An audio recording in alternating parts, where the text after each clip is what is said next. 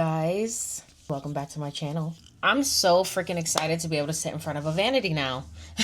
It seems so simple to other people, but like I'm dumb excited. The lighting is A1, and now I feel like I'm gonna be putting out way more videos now that I have this vanity because I have a place to just sit and chit chat.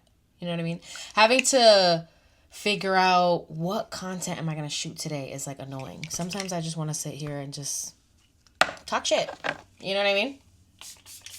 And now I have the space to do it. So I actually don't have that much time. I'm just trying to do a light makeup because I have a pimple the size of Texas on my face. And I've been getting really bad acne lately. I don't know what's going on. I do have rosacea. I've been trying to get that situated with a dermatologist, but nothing's working. And sometimes my skin looks great and sometimes my skin screams for help, baby. I just want to cover this here. So I was like, you know what? I don't want to feel like ish. So let me just put like a light layer of foundation. I also don't have like full coverage foundation, light reflecting foundation. So it's like, it's very light coverage. The last time I sat in front of my vanity, I was talking to you guys about my niece's gender reveal and how I was capturing the moment. And everything came out so good. The video came out so good. I got so much good feedback about that video. And I was so excited because it was my first video I put out. And everyone loved it. And my sister was like, it made me cry. My friend told me it made her cry. And I just thought it was special because I worked hard on it. And it actually came out so good. So I was really happy about it. I can't wait to shoot some more things. I am thinking of getting a few of my friends to let me take them certain places and record them just for fun. I've already started asking some of my friends. But, so this is going to be a quick get ready with me. I'm trying to hurry up because Rome is in the living room eating, but she's only going to sit there for so long before she goes and terrorizes the house. So I need to be as quick as possible. But as I'm doing this get ready with me, I wanted to share some dating advice. Things that I've learned while dating. Things that I've learned in marriages. Okay? I just figured I share it to a friend, to share it to a friend, to share it to a friend. Because honestly, we all can use some help from a friend. You know what I mean? An experienced friend. Someone who's learned. Someone who's grown from those mistakes. From trials and tribulations, bitch. No, seriously. First thing I've learned in my dating life is never, ever ignore the red flags. Don't ever ignore the red flags, baby. Okay? Trust me when I tell you. I've done that before. I've saw something that was kind of like maybe like a small lie. Someone's like lying to you about little shit. It's like, why are you lying about little shit? That just means you're going to lie about even bigger shit later on. You know what I mean? So that's what I mean by like red flags. If you see somebody's lying about something, if, you know, the math really ain't mathin', boo-boo, don't ignore those red flags. Listen to those flags because those flags are telling you, caution, bitch. Run. The second thing I've learned from dating is if he wants to, he will. I feel like a lot of us women, we think that we can change them. We think that we could love them into being something that we want, or we see potential in this person. But you gotta really understand that sometimes like no one's gonna change unless they want to. Also, if a man wants to do something for you, he would.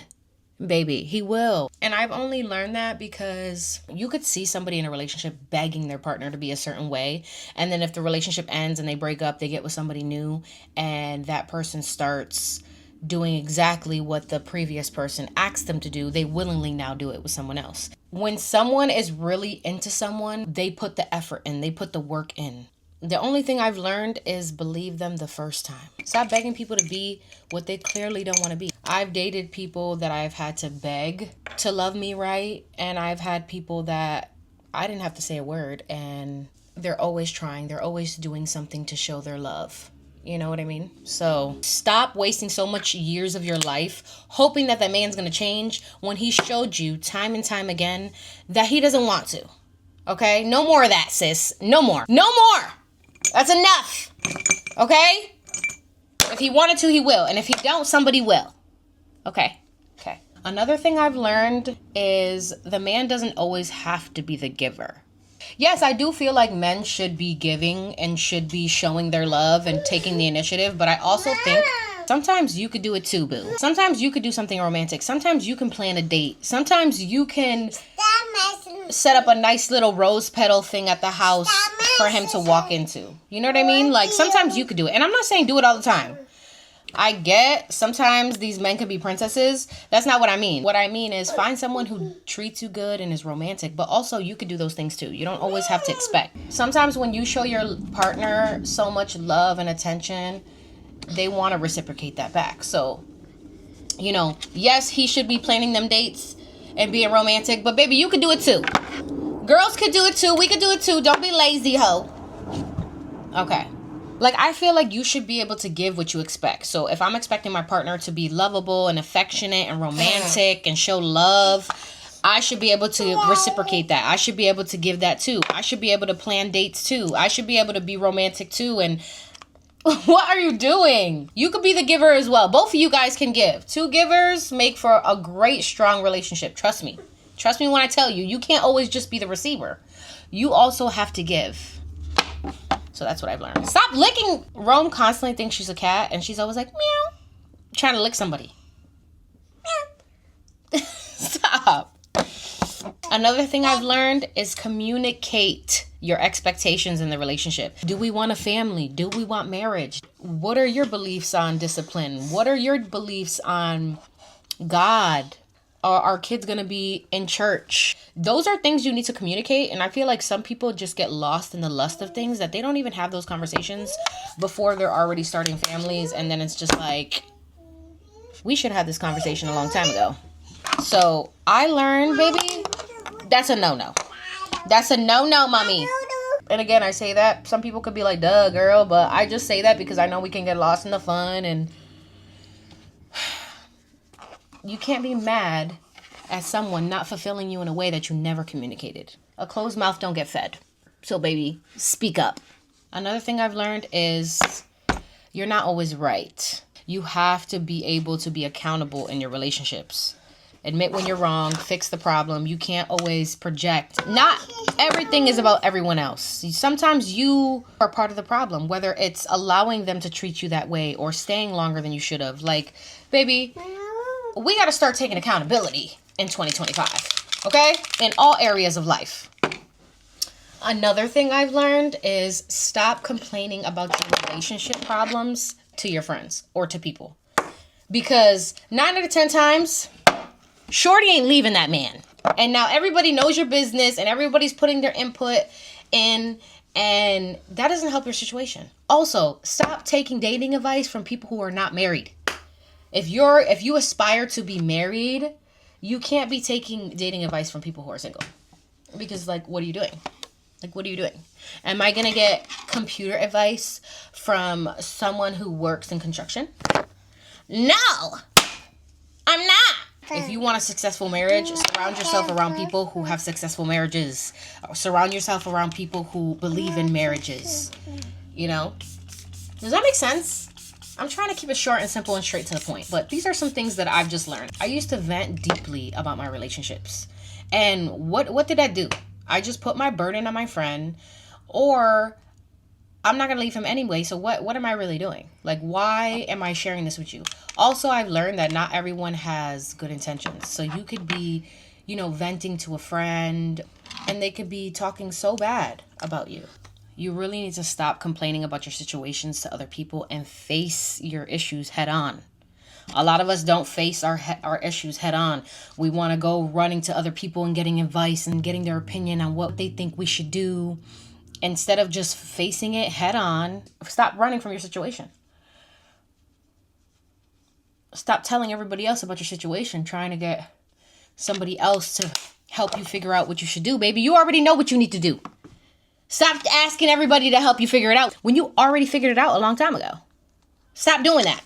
Another thing I've learned is that hard times do come in a relationship. And I used to think that your person, you know, everything was perfect. Everything was, it went good. It flowed good. And you didn't have to do no effort because you guys were soulmates. And no, every relationship has hard times. Every relationship goes through things, and you have to be willing to get through those things to have that successful relationship. All those relationships that you see and admire that's lasted 20, 30, 40 years, those are people who put in work. Those are people who had problems and chose to get through those problems and work at the problem. Anything that is worth keeping does not come easy. It takes work and dedication. You have to understand that your partner is going to change. You each are going to change. You each are going to grow. That's just part of life. That's part of aging. We grow. We don't want the same things we used to want. We don't like the same things we used to like. And you have to be okay with that. And sometimes you need to accept that when you love somebody, you're loving every part of them, especially the part that's changing a little bit.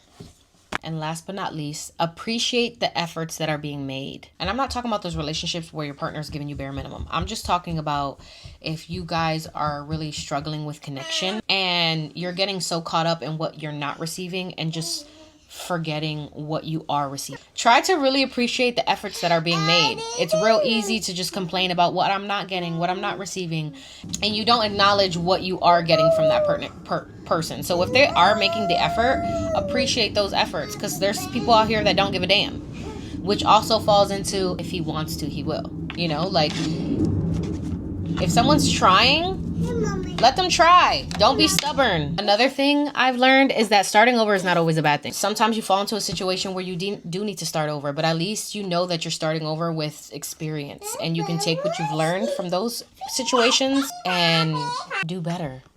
Honestly, we all are ever growing and ever evolving, and those are just a few things that I've learned along the way that I figured would help a friend.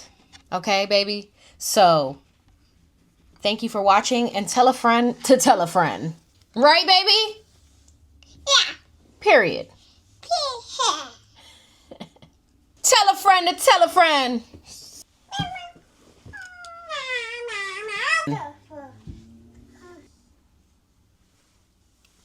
And that is the finished look.